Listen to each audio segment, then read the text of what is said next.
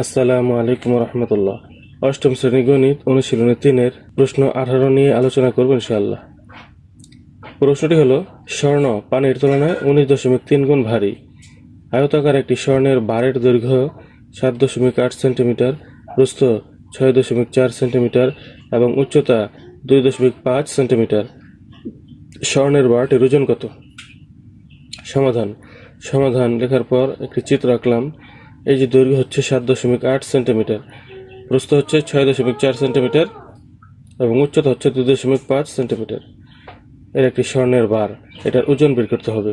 লিখব, দেওয়া আছে স্বর্ণের বারের দৈর্ঘ্য 7.8 সেন্টিমিটার, প্রস্থ 6.4 সেন্টিমিটার এবং উচ্চতা 2.5 সেন্টিমিটার।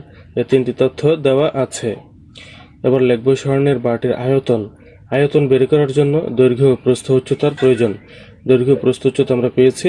এখন দৈর্ঘ্য গুণ প্রস্থ গুণ উচ্চতা দিলাম, সাথে ঘন সেন্টিমিটার দেব। ঘন এই শব্দটি দিতে হবে, কারণ আয়তন বের করার সময় ঘন প্রয়োজন, ঘন লাগে, আয়তনের সাথে ঘন লাগে। আর এই তিনটিকে গুণ দিলে কত হয়? 124.8 ঘন সেন্টিমিটার। 124.8 ঘন সেন্টিমিটার। তাহলে স্বর্ণের বারটির আয়তন পেলাম 124.8 ঘন সেন্টিমিটার। লিখবো, আমরা জানি 1 ঘন সেন্টিমিটার পানির ওজন 1 গ্রাম। এটা হচ্ছে বিশুদ্ধ পানি।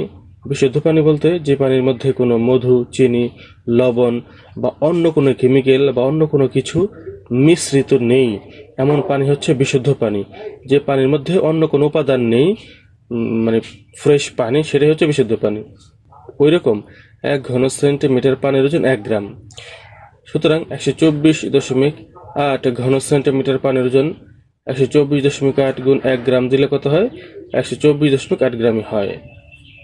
124.8 কোথায় পেলাম? এই যে স্বর্ণের বারটির আয়তন পেয়েছি 124.8, এটা লিখলাম এখানে।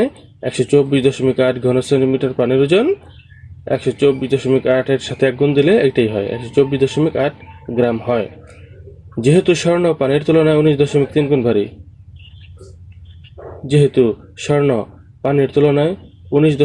গুণ ভারী, সুতরাং স্বর্ণের বারটির ওজন কত হবে? তাহলে 124.8, এটা হচ্ছে যে গ্রাম, এত গ্রাম, সাথে 19.3, কেন? 19.3 গুণ ভারী, এই জন্য 19.3 দিয়ে 124.8কে গুণ দিব, তারপর গ্রাম লিখবো। লেখার পর এই দুটি গুণ দিলে কত হয়? 2408.64 গ্রাম। উত্তর হবে 2408.64 গ্রাম। স্বর্ণের বারটির ওজন হবে 2408.64 গ্রাম।